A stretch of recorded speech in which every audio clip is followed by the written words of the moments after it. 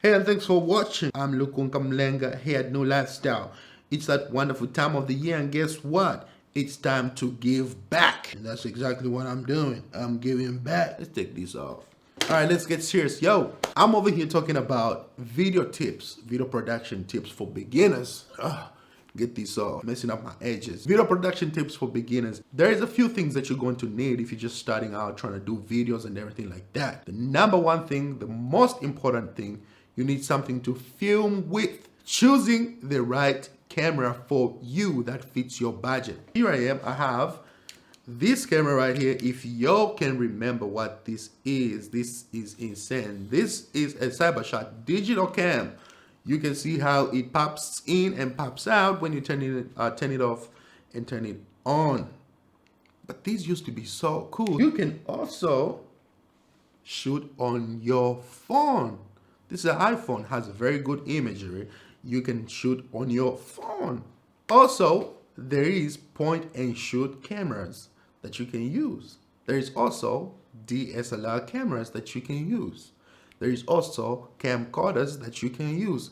Again, guys, it's about what gets the job done for you and what fits your budget. Most of the times when you're starting out as a video producer, the chances are that you don't really have that big of a budget. I remember when I started, I had a camcorder from Sony, which was like a $75 camera, 720 by, I don't think that was 1080 to be honest with you. It was a crappy, not too crappy actually. Just, all right, real quick, check out the first video that I did with that camera I'm talking about.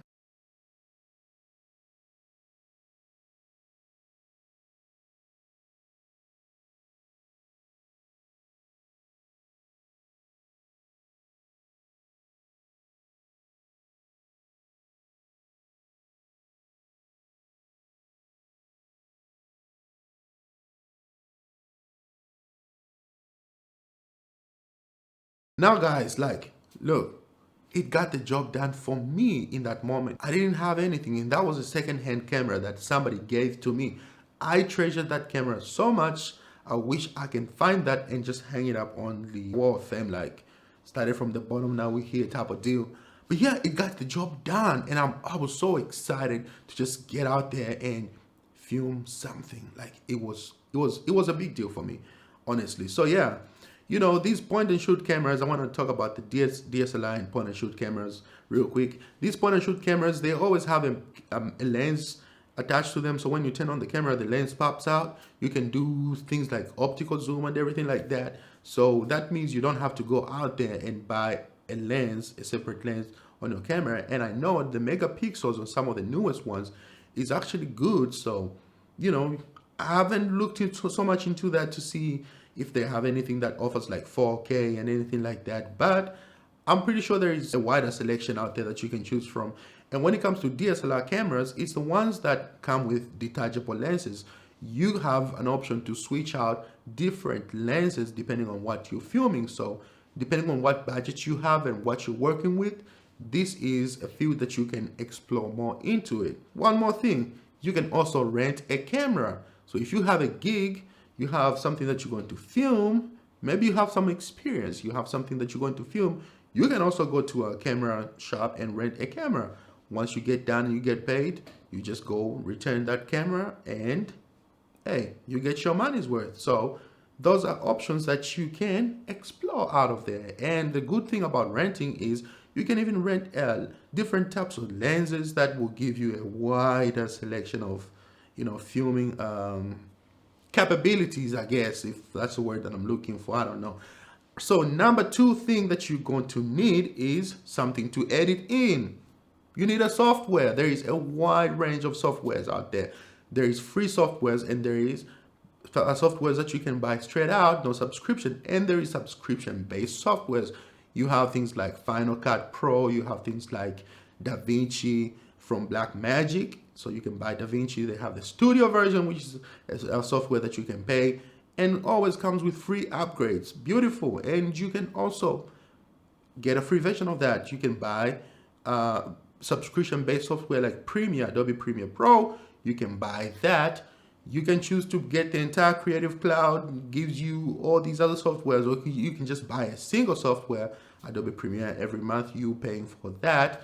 And if you edit on the Mac, you can get Final Cut Pro. And there's so many different other softwares out there, Sony Vegas, that you can choose from. And hey, if you just want something real quick, chop it up and things like that, you can even work in iMovie. There is times that I've actually put a video in iMovie after shooting it on my iPhone, and it looked amazing.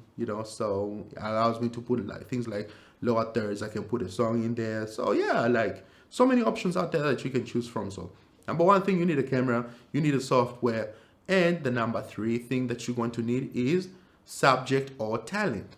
You need something to film. You're not just gonna be a video producer out there. You ain't got nothing to film. So, hey, the first video that I showed you guys was actually something I did with a friend of mine. He was an underdog rapper, and I was just starting out amateur video producer. That made perfect sense because none of us had any experience. We just was out there trying to figure out what we was doing.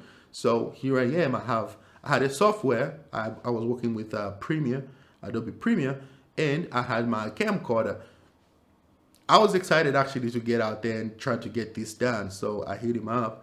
We went down to, by then I lived in Richmond, Kentucky. So we went downtown, found some location is very important. So you need your subject, talent, and location. Literally, it has to make sense. If you're working with people, just anything, you need a location to film from. So location was very important, and the talent or subject is very important for that. So on the location part, you need to make sure that you pick a specific time, because starting out, I'm pretty sure you don't have a huge budget to where you can afford lights and things like that. You're trying to work at night, but then you can't shoot because you don't have lights. So most of the times you're probably looking at doing something outdoor scenes where you can kind of control what you're filming and how much light, is being casted on your subjects and like that. So we went, did whatever we did during the day. And most of the videos that I did after that was always during the day because I couldn't afford lights. So I had to film during the day, and I had to make sure that I had somebody that I was filming. All the customers, clients, everything that I did was always amateur because, once again, none of them had money to where they can pay me big time. And I wasn't experienced enough also to where I can take on big jobs. So I can only work with what I have in the means that I have. You know what I mean? So yeah, like it felt good to just go on about that journey. But you have to remember what you do, and you have to have the right intentions, knowing exactly what you're in for.